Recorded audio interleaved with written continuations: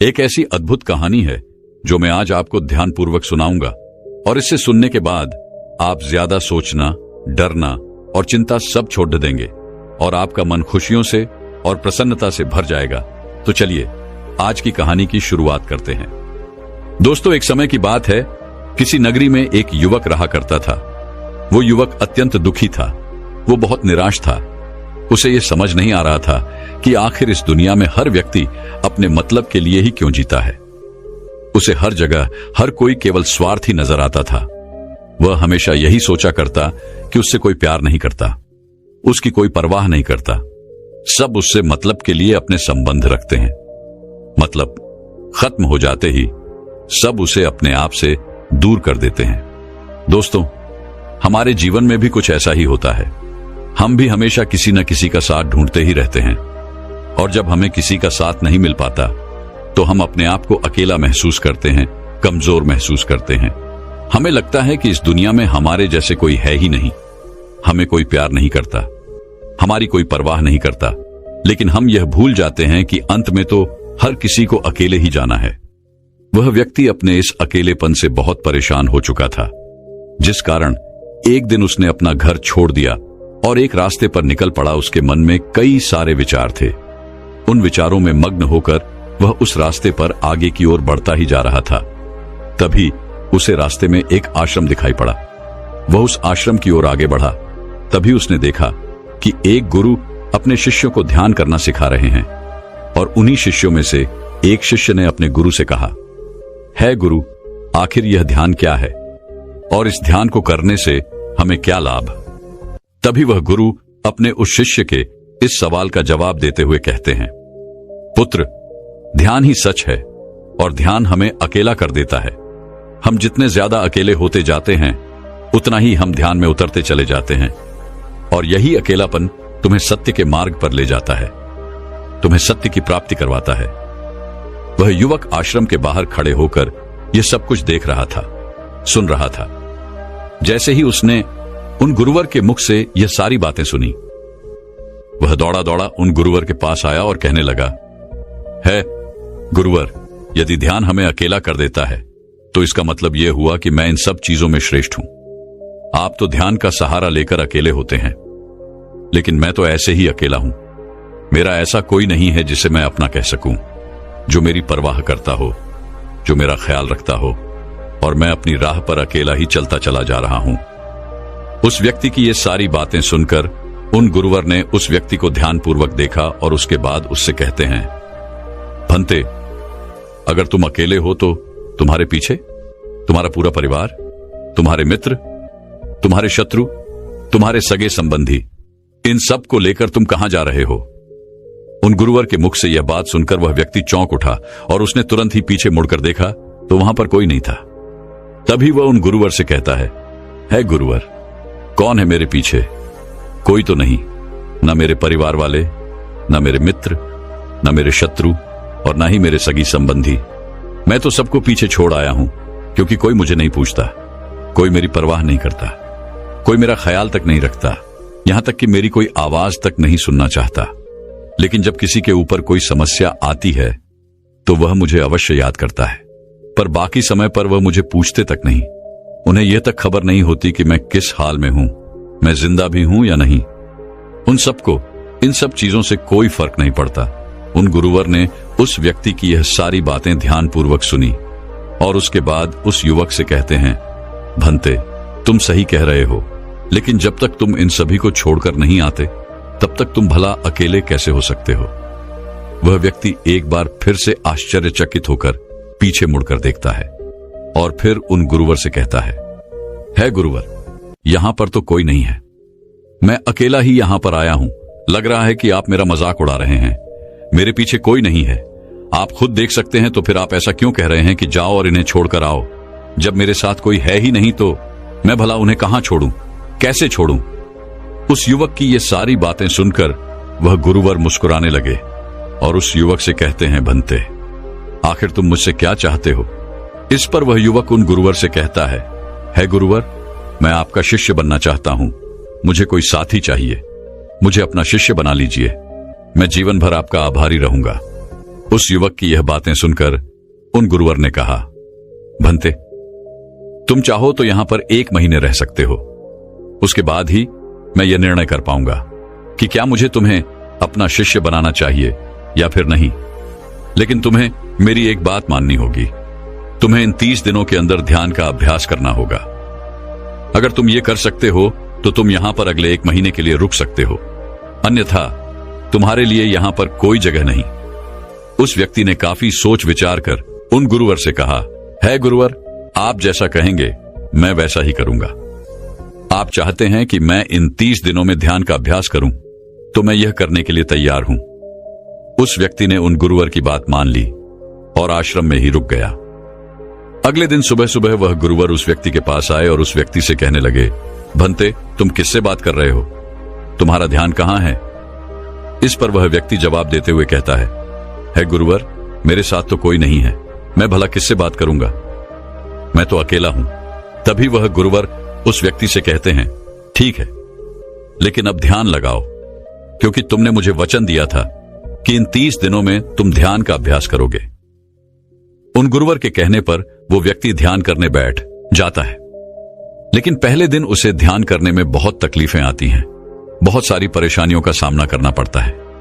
यहां तक कि वो ढंग से लगातार बैठ भी नहीं पा रहा था। उसके पैर मानो सुन्न से हो जाते और उसका पैर मानो काम करना ही बंद कर देता। ये सारी बातें वह गुरुवर देख रहे थे। तभी उन गुरुवर ने उस व्यक्ति से कहा, बनते, तुम जितना देर चाहो उतना देर बैठ सकते हो। ये ऐसा कोई जरूरी नहीं है कि तुम एकाएक लगातार बैठे ही रहो।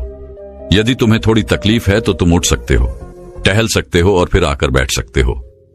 इतना कहकर वह गुरुवर वहां से चले गए। अगले दिन सुबह सुबह फिर वह उस व्यक्ति के पास आए और उस व्यक्ति से कहने लगे, भंते कौन है? किससे बातें कर रहे हो? कोई आया है क्या? उन गुरुवर की इस बात का जवाब देते हुए वह व्यक्ति उन गुरुवर से कहता है गुरुवर, यहां पर तो कोई नहीं है, आप खुद देख लीजिए, मैं भला किससे बातें करूंगा। तभी वह गुरुवर एक बार फिर उस व्यक्ति से कहते हैं, चलो ध्यान का अभ्यास करो। तभी वह व्यक्ति उन गुरुवर से कहता है गुरुवर, क्या केवल आंखें बंद करके बैठ जाना, इसे ही ध्यान कहते हैं? अगर इसे ही ध्यान कहते हैं तो यह तो बड़ा ही आसान है और इसे तो कोई भी कर सकता है, केवल आंखें बंद करके बैठना ही तो है। इसका जवाब देते हुए वह गुरुवर उस व्यक्ति से कहते हैं, भंते, केवल आंखें बंद करके बैठ जाना इसे ध्यान नहीं कहते। ध्यान करने के लिए तुम्हें अपने मन को एकाग्र करना होगा, अपने मन को किसी एक चीज पर लगाना होगा। वह कोई भी चीज हो सकती है, बाहर की कोई आवाज या तुम्हारे भीतर से आने वाली ये सांसें, इन सांसों के अंदर और बाहर होने की आवाज। तुम ऐसी किसी भी चीज पर ध्यान लगा सकते हो जो लगातार वर्तमान समय में घट रही है, ताकि तुम्हारा पूरा ध्यान उस चीज पर एकाग्र हो और तुम्हारा ध्यान कहीं भी भटके नहीं, जिस कारण तुम उस पर ध्यान लगा पाओगे। और एक बात और याद रखना, जब तुम उस चीज पर ध्यान लगाओगे तो तुम्हारा ध्यान हटना नहीं चाहिए। इतना कहकर वह गुरुवर वहां से चले गए। अगले दिन जब वह सुबह सुबह एक बार फिर उस व्यक्ति से मिलने आए तो उन्होंने एक बार फिर उस व्यक्ति से कहा, भंते, आज कौन आया है? किससे बातें कर रहे हो? बड़ी जोर जोर से आवाज आ रही है। तुम यहां पर खुद शांति पाने आए हो या फिर दूसरों को अशांत करने के लिए? वह व्यक्ति उन गुरुवर से कहता है गुरुवर, पर यहां पर तो कोई है ही नहीं, तो मैं भला किससे बात करूंगा? यहां तक कि अभी तक मेरे मुख से एक शब्द तक नहीं निकला है, तो फिर आपको कैसे जोर जोर की आवाजें कहां से आ रही हैं? और जब मैंने एक शब्द भी नहीं बोला तो मैं भला दूसरों के लिए अशांति का कारण कैसे बन सकता हूं? तभी वह गुरुवर उस व्यक्ति से कहते हैं, ठीक है, चलो ध्यान का अभ्यास करो। तभी वह व्यक्ति उन गुरुवर से कहता है गुरुवर, मेरा एक प्रश्न है, क्या मैं आपसे पूछ सकता हूं? तभी वह गुरुवर उस व्यक्ति से कहते हैं, पूछो, तुम्हें क्या पूछना है? तभी वह व्यक्ति उन गुरुवर से कहता है गुरुवर, आप कहते हैं किसी भी एक चीज पर ध्यान लगाओ जो वर्तमान समय में घट रही हो, उस पर अपना पूरा ध्यान लगा दो। लेकिन जब मैं अपनी सांसों पर या फिर किसी ऐसी चीज पर ध्यान लगाने का प्रयास करता हूं जो लगातार घट रही है, तो मेरा ध्यान लगातार नहीं रह जाता। मैं पल पल भटकता रहता हूं। कभी मुझे कुछ याद आने लगता है तो कभी मुझे कुछ और याद आने लगता है।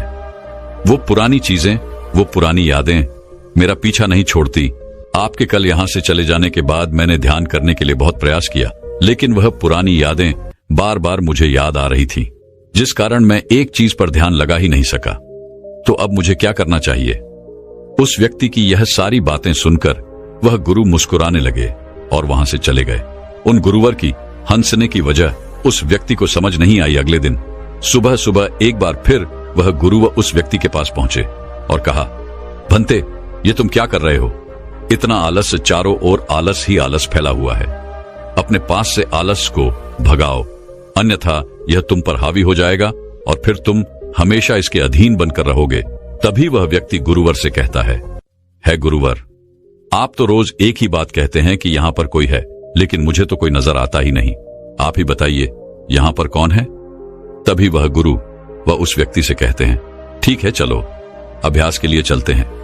तभी वह व्यक्ति उन गुरुवर से कहता है गुरुवर, मेरा एक प्रश्न है, आपकी आज्ञा हो तो मैं आपसे पूछना चाहता हूं। है गुरुवर। उस व्यक्ति से कहते हैं, हां पूछो, क्या प्रश्न है तुम्हारा? तभी वह व्यक्ति उन गुरुवर से कहता है गुरुवर, आपकी कृपा से अब मैं पहले से बेहतर तरीके से ध्यान कर पा रहा हूं, लेकिन अभी भी मुझे एक समस्या आ रही है, और वह यह है कि जब भी मैं अपनी सांसों पर ध्यान देता हूं तो मेरा मन एकाग्र तो होता है और मैं पहले से ज्यादा और अच्छी तरह से ध्यान भी लगा पाता हूं, लेकिन ध्यान लगाते लगाते मुझे नींद आने लगती है और मैं सो जाता हूं। फिर उसके बाद मुझसे ध्यान नहीं हो पाता। उसके बाद केवल बस मुझे नींद ही नींद आती रहती है और मैं ध्यान की तरफ फिर अपने आप को मोड़ नहीं पाता। उस व्यक्ति की यह बात सुनकर वह गुरुवर उस व्यक्ति से कहते हैं, यह तो अच्छी बात है। इतना कहकर वह वहां से चले जाते हैं। 5वें दिन जब सुबह सुबह वह गुरुवर उस व्यक्ति के पास पहुंचते हैं तो वे कहते हैं, भंते, तुमने इतने लोगों को क्यों बुला रखा है? इतने सारे लोग तुम्हें ध्यान नहीं करने देंगे। तुमने इतने सारे लोगों को क्यों बुलाया है? इन्हें यहां से जल्दी भेजो। मुझे ये बिल्कुल नहीं पसंद। तुम तो यहां पर अकेले आए थे जैसा कि तुमने कहा, तो फिर इतने सारे लोगों को तुमने आज क्यों बुला रखा है? इन्हें अभी के अभी वापस छोड़कर आओ। तभी वह व्यक्ति उन गुरुवर के बारे में मन ही मन ये सोचता है कि लगता है गुरुवर पागल हो चुके हैं। जब भी रोज आते हैं तो हमेशा एक ही बात कहते हैं कि यहां पर कोई है, लेकिन मुझे तो कोई नजर ही नहीं आता। बड़ी विनम्रता से उन गुरुवर से कहा, है गुरुवर, शायद आपकी आंखें जो देख पा रही हैं वह मैं नहीं देख पा रहा हूं। मुझे तो यहां पर कोई नजर नहीं आता। फिर आपको कैसे? यहां पर लोग ही लोग नजर आ रहे हैं। फिर गुरुवर उस व्यक्ति से कहते हैं, अच्छा ठीक है, चलो अब ध्यान का अभ्यास करते हैं। तभी वह व्यक्ति उन गुरुवर से कहता है गुरुवर, मुझे ध्यान के वक्त नींद आती थी। जैसा कि मैंने आपको बताया था, उस पर तो मैंने नियंत्रण पा लिया, लेकिन अब जब भी मैं ध्यान करने बैठता हूं, किसी एक चीज पर अपना ध्यान केंद्रित करता हूं, तो मेरे मन में विचारों का सैलाब होता है। मानो विचारों की बाढ़ सी आ जाती है। इतने विचार तो आंख खोलकर भी मैंने कभी नहीं देखे होंगे, जितने की आंखें बंद करने के बाद मुझे नजर आते हैं। और इन विचारों में कुछ ऐसे विचार भी मेरे मन में आते हैं जिनके बारे में आज तक मैंने सोचा तक नहीं है। मुझे उनके बारे में कुछ भी नहीं पता। ये सब क्यों हो रहा है गुरुदेव? उन गुरुवर ने उस व्यक्ति की यह बात सुनकर उस व्यक्ति से कहा, अच्छा ऐसा हो रहा है। इतना कहकर वह गुरुवर वापस चले गए। अगले दिन सुबह सुबह वह गुरुवर एक डंडा लेकर उस युवक के पास पहुंचे और एक डंडा जड़ते हुए उस युवक से कहते हैं, मैंने तुम्हें पहले ही कहा है, इतने सारे लोग मुझे पसंद नहीं, तुम्हें इन्हें छोड़कर आना होगा। आखिर तुम रोज रोज इन्हें क्यों ले आते हो? इतनी भीड़ इकट्ठा करके तुम्हें क्या लाभ? आज के बाद यह यहां पर नहीं आने चाहिए। इस बात का ख्याल रखना। यदि आज के बाद यहां पर कोई भी नजर आया और तुम्हारी बक बक मुझे सुनाई पड़ी, तो मैं तुरंत ही तुम्हें इस आश्रम से निकाल दूंगा। तभी वह व्यक्ति बड़ी विनम्रता से उन गुरुवर से कहता है गुरुर, मुझे तो यह समझ नहीं आता कि मुझे कोई नजर ही नहीं आता, लेकिन आप रोज एक ही बात कहते हैं कि यहां पर मैंने भीड़ इकट्ठी कर रखी है। जिन लोगों को भी मैंने लाया है उन्हें मुझे छोड़कर आना होगा, लेकिन मैं आपसे हर रोज एक ही बात कहता हूं कि मुझे कोई नहीं नजर आता, ना ही मुझे कोई यहां पर दिखाई पड़ता है और ना ही मैं अपने मुख से एक शब्द भी निकालता हूं, लेकिन फिर भी आप कहते हैं कि आपको लोगों की आवाजें सुनाई पड़ रही हैं। तभी वह गुरुवर है उस व्यक्ति की इस बात का जवाब देते हुए कहते हैं, क्या तुम्हारे मित्र, तुम्हारे परिवार वाले, तुम्हारे सगे संबंधी, तुम्हारे शत्रु, तुम्हारी इच्छाएं, तुम्हारी वासनाएं, ये सब क्या तुमसे मिलने नहीं आते? वह व्यक्ति उन गुरुवर से कहता है, नहीं गुरुदेव, मुझसे कोई मिलने नहीं आता। मैं तो यहां पर अकेला ही आया था और अभी भी मैं अकेला ही हूं, मेरा कोई नहीं। तभी वह गुरु वह क्रोधित होकर उस झंडे से उस व्यक्ति पर एक और प्रहार करते हैं और कहते हैं, अभी बैठो, अभी ध्यान लगाओ, और यदि तुम्हारे ध्यान में कोई भी आता है तो मुझे बताओ। वह व्यक्ति उन गुरुवर की बात मान लेता है और तुरंत ही ध्यान करने बैठ जाता है। कुछ देर तक तो वह काफी शांत रहता है, लेकिन कुछ देर बाद ही वह उन गुरुवर से कहता है गुरुदेव, मेरा भाई मुझसे मिलने आया है, साथ में मेरे पिताजी भी हैं। दोनों बहुत दुखी हैं क्योंकि मैं उन्हें छोड़कर यहां जो चला आया हूं। मेरे भाई की तबीयत भी कुछ ठीक नहीं लग रही। वह मुझे बुला रहे हैं। मेरे बड़े भाई की पत्नी अर्थात मेरे भाभी मेरे बड़े भाई के साथ अच्छा व्यवहार नहीं कर रही, और तो और मेरी प्रेमिका भी आई हुई है। वह मुझसे पूछ रही है कि क्या तुम मुझसे शादी करोगे या फिर मैं किसी और से शादी कर लूं। वह भी बहुत दुखी नजर आ रही है। और इतना ही नहीं, मेरे कुछ मित्र भी पीछे खड़े हैं जिनसे मैंने कुछ कर्ज लिए थे। आज वो मुझसे अपना कर्जा मांगने आए हैं, मुझे धोखेबाज कह रहे हैं, मुझे अपशब्द बोल रहे हैं, और वो साथ में मेरे कुछ शत्रुओं को भी लाए हैं। लेकिन मेरे शत्रु मुझे मारना नहीं चाहते।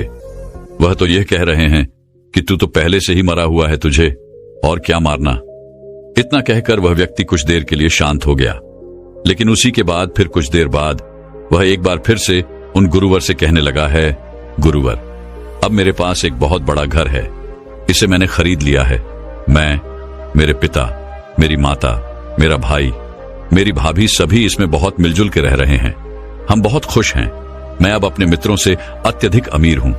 मेरे पास बेशुमार धन दौलत है, और तो और मैंने अपनी प्रेमिका से शादी भी कर ली है और इसका जश्न मना रहे हैं। इतना कहकर वह व्यक्ति एक बार फिर शांत हो गया और फिर कुछ देर बाद और फिर एक बार उन गुरुवर से कहता है गुरुवर, मुझे कोई मारने का प्रयास कर रहा है।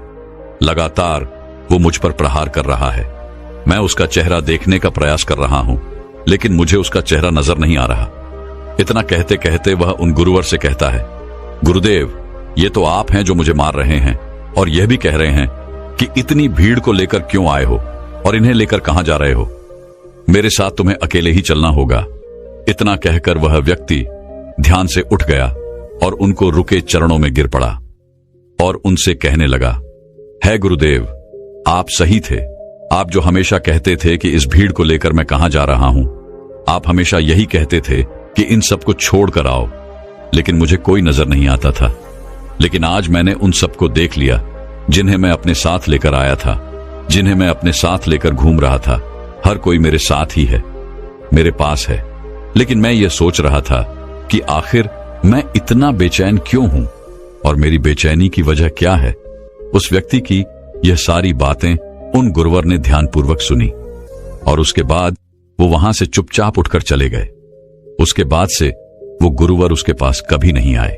लेकिन वह व्यक्ति हर रोज ध्यान का अभ्यास कर रहा था और पूरे 1 महीने बाद जब वह उन गुरुवर के पास पहुंचा तो उन गुरुवर से कहने लगा है, गुरुवर, जैसा कि आप कहते थे कि मैं हमेशा अपनी भीड़ को अपने साथ लेकर घूमता हूं, तो आज मैंने उस भीड़ को विदा कर दिया है और अब मैं बिल्कुल अकेला हूं।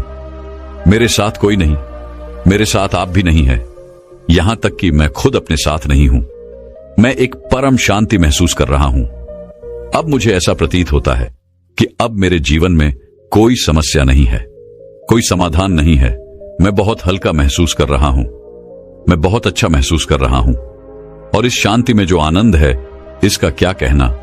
तभी वह गुरुवर उस व्यक्ति से कहते हैं, भंते, अगर तुम चाहो तो इस अकेलेपन को लेकर तुम अपनी दुनिया में वापस जा सकते हो। अव्याधि, तुम उस संसार में वापस भी लौट जाओ।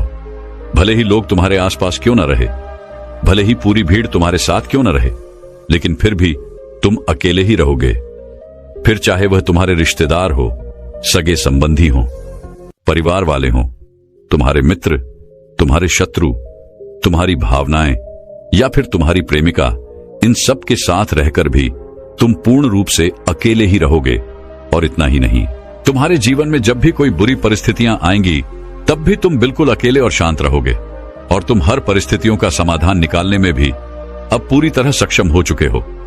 और यदि अब तुम चाहो तो मैं तुम्हें अपना शिष्य बना सकता हूं, क्योंकि हो सकता है तुम्हें यह लग रहा हो कि यह 30 दिन तो पूरे खत्म हो चुके, लेकिन ध्यान का मार्ग अभी शुरू हुआ है।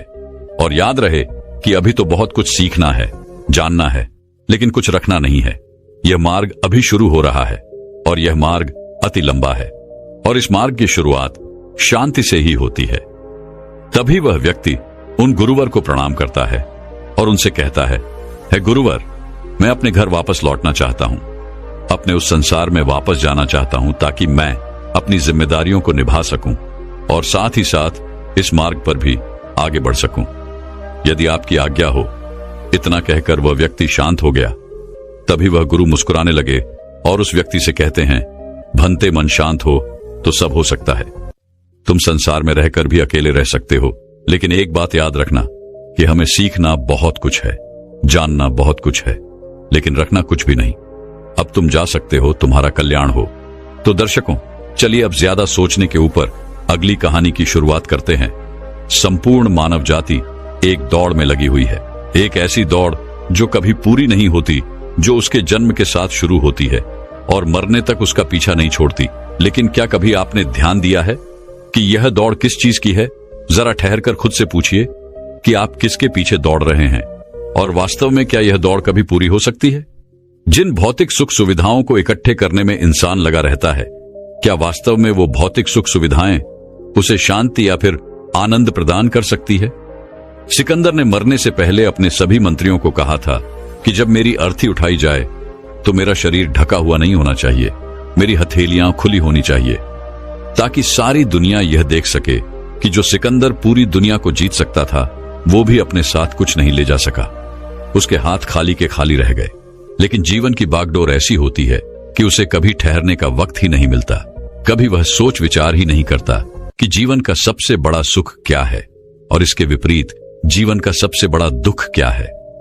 सुख सुविधाएं तो बहुत लोग इकट्ठा कर लेते हैं, लेकिन सही मायने में उसका भोग कितने लोग कर पाते हैं?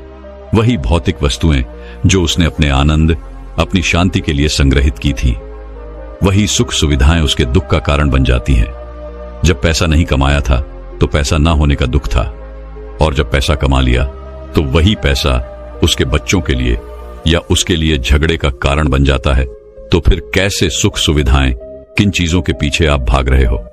आज की जो कहानी मैं आप लोगों को सुनाने वाला हूं, उसमें आपको जीवन का सबसे बड़ा दुख और सबसे बड़ा सुख पता चलेगा। इससे पहले कि आप इस कहानी में खो जाएं, इस चैनल को सब्सक्राइब जरूर कर लें।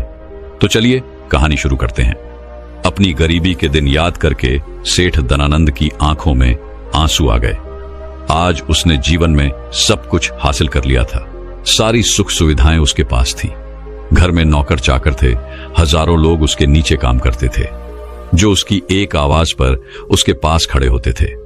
लेकिन फिर भी आज सब कुछ हासिल कर लेने के बाद भी वो दुनिया में अपने आप को सबसे गरीब आदमी समझ रहा था।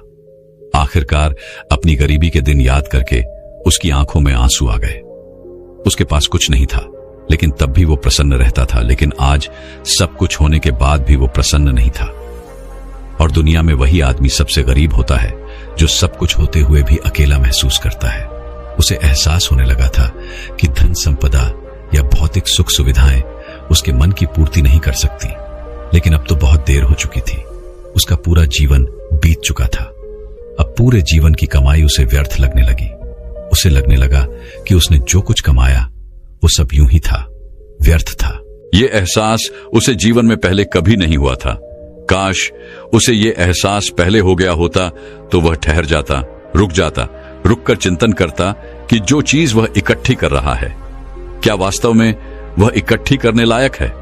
अगर उसे यह बात पहले पता चल गई होती तो वो अपने जीवन में सार्थकता खोजने की कोशिश करता। वो उस रहस्य के बारे में खोज करता जो उसके मन की पूर्ति करता, जो उसका अकेलापन दूर करता, जो उसके जीवन को संपूर्ण बना देता। उसने अपने दोनों बेटों को अपने पास बुलाया और उन्हें जीवन की सीख समझाने की कोशिश करने लगा। सेठ ने अपने बेटों से कहा कि बेटा, मेरे को तो जीवन में कोई बताने वाला नहीं था, सही रास्ता दिखाने वाला कोई था ही नहीं, इसलिए मैं उस रास्ते पर चलता रहा जिसका कोई अंत नहीं था। और आखिर में पहुंचकर मुझे महसूस हुआ कि जितना रास्ता मैं तय करके आया हूं उतना ही रास्ता बाकी और है। शायद मैं गलत रास्ते पर निकल पड़ा था और अब इतना समय नहीं बचा कि मैं नए रास्ते पर फिर से नया सफर शुरू करूं। उसने अपने दोनों बेटों से कहा कि बेटा पता है दुनिया में सबसे बदनसीब आदमी कौन होता है? वो जिसके पास सब कुछ होते हुए भी कुछ नहीं होता, जो अपने आप को सब कुछ होते हुए भी अकेला महसूस करता है। भला इससे बड़ा दुख, इससे बड़ी बदनसीबी और क्या हो सकती है? यह सुनकर उसके बड़े बेटे ने कहा कि पिताजी, सब कुछ तो आपके पास है, धन संपदा, पूरा परिवार, सारी खुशियां आपके पास है, लेकिन फिर भी आप अपने आप को बदनसीब क्यों समझते हैं? उसका बड़ा बेटा वह नहीं समझ पा रहा था जो उसके पिता उसे समझाने की कोशिश कर रहे थे। फिर भी उसने अपनी बात को समझाने की कोशिश करते हुए कहा, अभी तुम्हें लगता है कि जीवन में तुम्हारे पास सब कुछ है। मुझे भी तुम्हारे उम्र में ऐसा ही लगता था, लेकिन अब मैं बूढ़ा हो चला हूं। कुछ समय बाद मेरी मृत्यु भी नजदीक है और अब मुझे एहसास हो रहा है कि दुनिया में तो सब कुछ पीछे छूट जाता है। घर, परिवार, रुपया, पैसा, धन संपदा, सब कुछ यही रह जाता है और आखिर में मेरे साथ जाएगा क्या? क्या मैं दुनिया में सबसे अकेला इंसान नहीं हूं? क्या मैं दुनिया का सबसे बदनसीब आदमी नहीं हूं, जिसके पास सब कुछ होते हुए भी वह अपने साथ कुछ भी नहीं ले जा सकता? सेठ के बेटे ने सेठ से सवाल पूछा कि पिताजी, फिर दुनिया में क्या इकट्ठा करना चाहिए? ऐसे तो हर इंसान अकेला ही होता है। कौन इंसान इस दुनिया में भला ऐसा होता है जो अपने साथ इस दुनिया की सुख सुविधाएं या फिर अपना परिवार को साथ लेकर जाता है? सब लोग तो अकेले ही जाते हैं। फिर तो दुनिया में हर एक आदमी बदनसीब ही हुआ। यही सवाल सेठ के मन में भी उठ रहा था, लेकिन उसके खुद के पास इसका कोई जवाब नहीं था, तो वह अपने बेटे को भला इसका क्या उत्तर देता। इसीलिए उसने अपने बेटे से कहा कि बेटा, मैं खुद इस सवाल का जवाब तलाश रहा हूं। अगर एक आदमी के पास सब कुछ होते हुए भी वह अकेला है, उन भौतिक सुख सुविधाओं का वह भोग नहीं कर पा रहा है, तो वह सबसे बड़ा दुख हुआ। मैं मानता हूं दुनिया का सबसे बड़ा दुख यही है कि आपके पास सब कुछ होते हुए भी आप अकेलापन महसूस करो। लेकिन इसके विपरीत दुनिया का सबसे बड़ा सुख क्या हो सकता है? इस सवाल का जवाब तो मेरे बेटे मुझे भी नहीं पता। इसीलिए मैं यह चाहता हूं कि मेरे मरने से पहले जिस सवाल का जवाब मुझे नहीं मिला, वह जवाब तुम अपने जीवन में ढूंढो। और यकीन मानो, अगर तुमने अपने जीवन में इस सवाल का जवाब ढूंढ लिया तो तुम दुनिया के सबसे सुखी इंसान कहलाओगे। यह कहानी सुनाकर गुरु ने अपने शिष्यों से सवाल पूछा कि दुनिया में सबसे बड़ा सुख क्या होता है? सभी शिष्य ध्यानपूर्वक अपने गुरु की यह कहानी सुन रहे थे। संध्या का समय था। धीमी धीमी हवा चल रही थी, जिससे कि पेड़ की पत्तियां हिल रही थीं। आसमान में पक्षी सहचा रहे थे। सूर्य अस्त होने को आया था और सभी शिष्य अपने गुरु से इस सवाल का जवाब जानना चाहते थे। लेकिन इससे पहले ही गुरु ने अपने शिष्यों से सवाल पूछ लिया। इसका उत्तर देते हुए एक शिष्य ने कहा कि गुरुदेव, दुनिया में सबसे सुखी इंसान वही है जिसका शरीर सुखी है। अगर आपके शरीर में बीमारियां हैं तो आपके पास कितनी भी भौतिक सुख सुविधाएं हों, आपके लिए वो व्यर्थ है। और इसके विपरीत अगर आपका शरीर सुखी है, अगर आपका शरीर स्वस्थ है, तो चाहे आपके पास कुछ भी नहीं हो, लेकिन उसके बावजूद आप अपने जीवन में सुखी रहोगे। इसीलिए संसार का सबसे बड़ा धन हमारा शरीर होता है। यह सुनकर दूसरे शिष्य ने उसका विरोध करते हुए कहा कि गुरुदेव, दुनिया में बहुत से लोग ऐसे हैं जिनका शरीर एकदम स्वस्थ है, लेकिन बावजूद इसके वो अपने जीवन में सुखी नहीं है। मैं मानता हूं कि जीवन में सबसे ज्यादा सुखी वही इंसान है जिसका मन सुखी है। गुरु ने अपने इस शिष्य से सवाल किया कि अच्छा ये बताओ कि मन को सुखी किस प्रकार किया जा सकता है। इसका जवाब देते हुए उस शिष्य ने कहा कि गुरुदेव, मन कभी भी संतुष्ट नहीं होता है। अगर हम किसी प्रकार मन को संतुष्ट करना सीख लें तो फिर हम किसी भी परिस्थिति में आनंद और शांति से रह सकते हैं। लेकिन समस्या यही होती है कि मन का भला कभी होता ही नहीं है। मन को चाहे कितना भी खिला दो, लेकिन उसकी भूख कभी पूरी नहीं होती। चाहे उसको कितना ही धन दे दो, लेकिन बावजूद इसका लालच बढ़ता ही जाता है।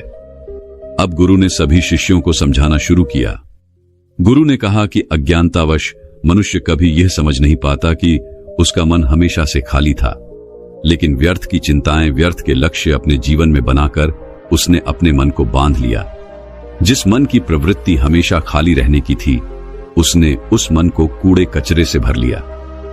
इसीलिए वह मन जो बचपन में हमेशा खाली रहता था, हर चीज में, हर खेल में आनंद ढूंढ लेता था, अकेले में भी आनंद पूर्वक, शांति पूर्वक रहता था, अब वही मन सब कुछ मिल जाने के बाद भी हमेशा दुखी रहता है। लेकिन अगर इंसान सिर्फ वर्तमान में रहना सीख ले, सिर्फ इतना सा होश प्रकट कर ले कि उसे हमेशा वर्तमान में रहना है, ना तो भविष्य की कल्पनाओं में, ना अतीत की यादों में, सिर्फ वर्तमान में, सिर्फ इस एक सूत्र से वो अपने पूरे जीवन को बदल सकता है। वर्तमान में रहकर सभी सूक्ष्म सुविधाओं का भोग करना, पूर्ण होश के साथ, पूर्ण आनंद के साथ हर एक चीज का भोग करना, सिर्फ यही जीवन को सुखी बना सकता है। हम हर चीज को, हर काम को, हर रिश्ते को आधे अधूरे मन से निभाते हैं। जैसे कि खाना खाते समय हमारा दिमाग कहीं रहता है, हमारा शरीर कहीं रहता है, और इसीलिए जब शरीर और मन में दूरी पैदा होती है तो उससे तनाव पैदा होता है। अगर आपका शरीर और आपका मन और मस्तिष्क सभी एक जगह पर संगठित होना सीख लें, तो फिर आप अपने जीवन में उस शांति, उस आनंद का एहसास कर पाएंगे जो बड़े बड़े योगी पहाड़ों में तपस्या करके प्राप्त करते हैं। लेकिन इसके लिए जीवन में ज्ञान के प्रकाश का उदय होना बहुत आवश्यक है, क्योंकि अज्ञानता में आप अपने मन को कभी नहीं समझ पाएंगे। मन को समझना इस दुनिया का सबसे कठिन कार्य होता है। अगर आप अपने मन को जबरदस्ती वर्तमान में खींच कर लाने की कोशिश करेंगे तो आप बहुत जल्दी परेशान हो जाएंगे। ये कार्य बड़े धीरे धीरे, बड़ी निष्ठा और प्रेम के साथ किया जाता है, बड़े संयम के साथ किया जाता है। अगर आप इसको जबरदस्ती करने की कोशिश करेंगे तो आप तनाव में आ जाएंगे, आप बहुत जल्दी हार मान लेंगे। इसलिए कदम कदम पर आगे बढ़ा जाए तब मंजिल सामने ही है। और यह कहकर गुरु ने सभी शिष्यों से कहा कि अब हम ध्यान करेंगे। ध्यान करने से मनुष्य का मन, उसका मस्तिष्क वर्तमान में स्थापित होना सीख जाता है। धीरे धीरे प्रतिदिन ध्यान का अभ्यास करने से वह उस आनंद और शांति का अनुभव कर पाता है जो सांसारिक वस्तुओं में कहीं नहीं मिलता, जो किसी भौतिक सुख सुविधा में नहीं मिलता।